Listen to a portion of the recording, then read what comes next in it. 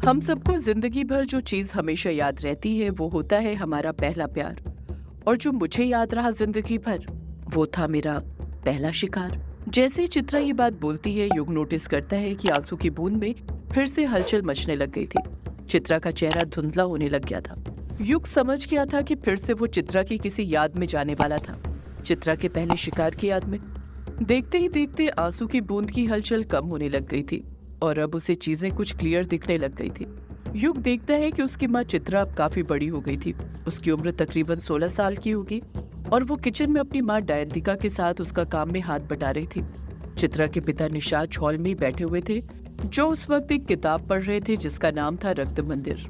निशाज बड़े ही ध्यान से वो किताब पढ़ रहा था, उसका पूरा ध्यान उसी में लगा हुआ था। चित्रा हड़बड़ाहट के साथ जल्दी जल्दी आलू काट रही थी, जैसे उसे किसी चीज की जल्दी हो। आलू काटने के बाद उसे कोई और काम करना हो। दयंतिका, जो कि चित्रा के पास ही चावल बिनने में लगी हुई थी, चित्रा को इतनी हड़बड़ाहट के साथ काम करते हुए देख उसका चावल बिनने से ध्यान हट गया था और वो बड़े गौर से चित्रा को ही देखने में लगी हुई थी। जैसे ही चित्रा की आलू काटने का काम पूरा हो जाता है, वो तुरंत दयंतिका के पास जाती है और कटे आलू का बर्तन दयंतिका की तरफ बढ़ाते हुए कहती है, लो माँ, मैंने आलू काट दिए हैं, अब मैं जाऊं? दयंतिका अपनी दोनों भवें ऊपर उठाते हुए चित्रा से हैरानी के साथ पूछती है, जाऊं पर कहाँ चित्रा बेटा? चित्रा दयंतिका को पलटकर जवाब देते हुए कहती है, आप भूल गई क्या माँ? मैंने आपको बताया था ना कि आज मैं सुमन के घर पर जाऊंगी पढ़ने के लिए। आज रात का मेरा खाना उसी के घर पर है। दयंतिका तुरंत कुछ गुस्से के साथ कहती है, पर चित्रा बेटा, मैंने तुमसे उस वक्त मना तो कर दिया था ना? चित्रा मुंह बनाते हुए धीरे से कहती है, माँ, आपने मना कहाँ पर किया था?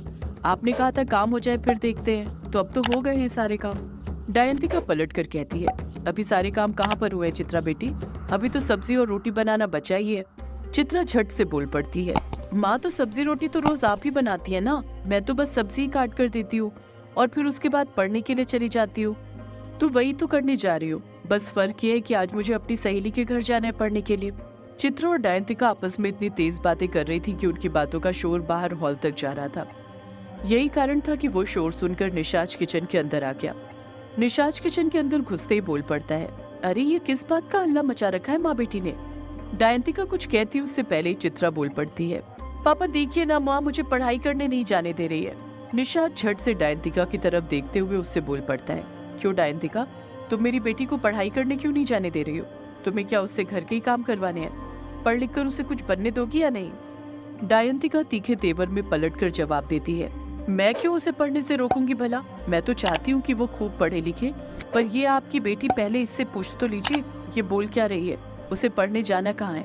दयंतिका की बात निशाज को कुछ समझ नहीं आती है और वो चित्रा की तरफ देखने लग जाता है। चित्रा तुरंत निशाज को सारी बात बताते हुए कहती है, वो पापा, मुझे ना कुछ डाउट क्लियर करने हैं, वही करने के लिए सुमन के घर पर जाना है। उसके भी कुछ डाउट है, दोनों साथ मिलकर पढ़ेंगे तो अच्छा रहेगा ना। उसी के लिए मुझे आज रात सुमन के घर पर जाना है, पर माँ मना कर रही है। प्लीज पापा, माँ को समझाइए ना और बोलिए ना मुझे जाने दे।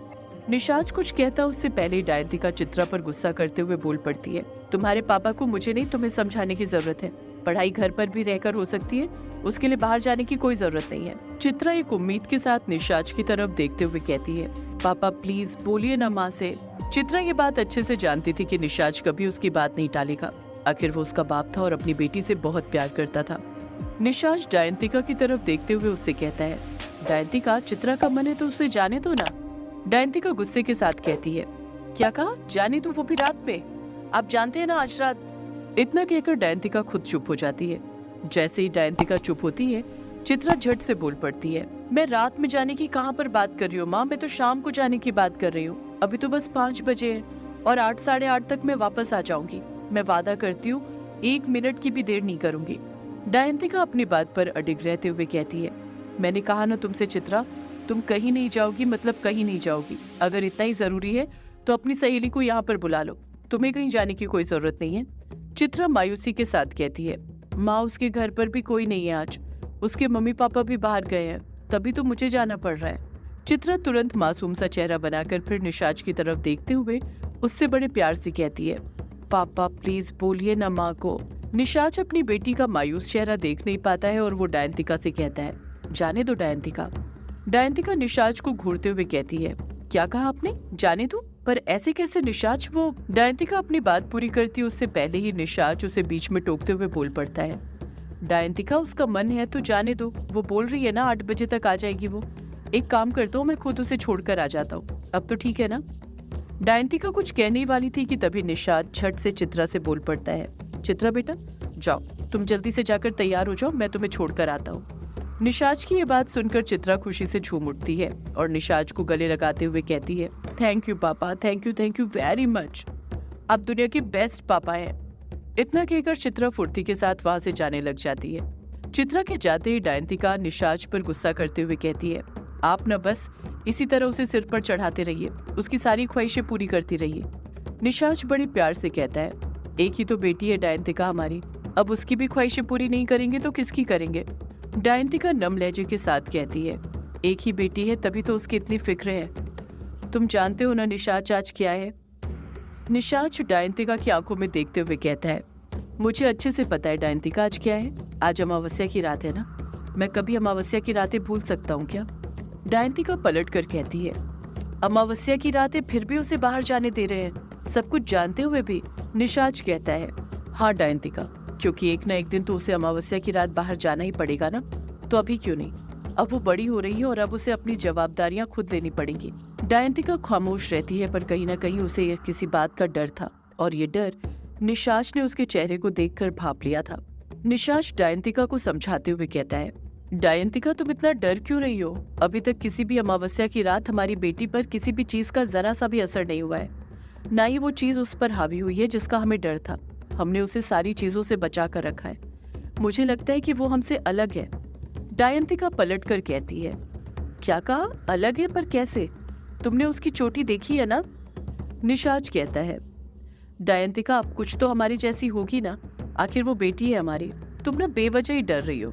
डायंतिका कुछ कहती उससे पहले ही चित्रा वहां पर तैयार होकर आ जाती है, जिसने नीले रंग की कुर्ती पहनी हुई थी और साइड में एक बैग पकड़ा हुआ था।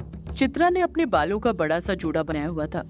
उसका जूड़ा इतना बड़ा था कि किसी का भी ध्यान सबसे पहले उसके चेहरे पर जाए या ना जाए, पर जूड़े पर जरूर जाता। चित्रा ने डायंतिका की बस आखिरी बात सुनी थी और वो झट से बोल पड़ती है, माँ आप डर क्यों रही हैं? मैंने कहा ना मैं 8:30 बजे तक आ जाऊंगी, इतना परेशान मत होइए आप। डायंतिका चित्रा की बातों पर ध्यान नहीं देती है, पर उसके जूड़े की तरफ देखते हुए कहती है, मैंने कितनी बार बोला है तुमसे चित्रा कि अपने बालों को कवर करके रखा करो, फिर तुमने इन्हें कवर क्यों नहीं किया है?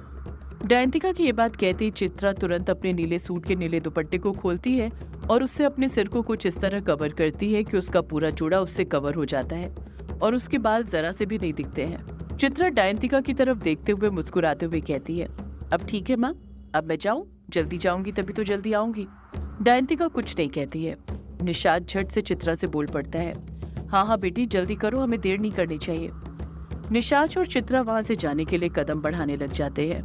डायंतिका फिर बोल पड़ती है, आप ना इसी तरह इसकी सारी ख्वाहिशें पूरी करते रहिए, देखिएगा एक दिन ना ये आपसे चांद मांगेगी और फिर वो भी आपको इसके लिए लाना पड़ेगा।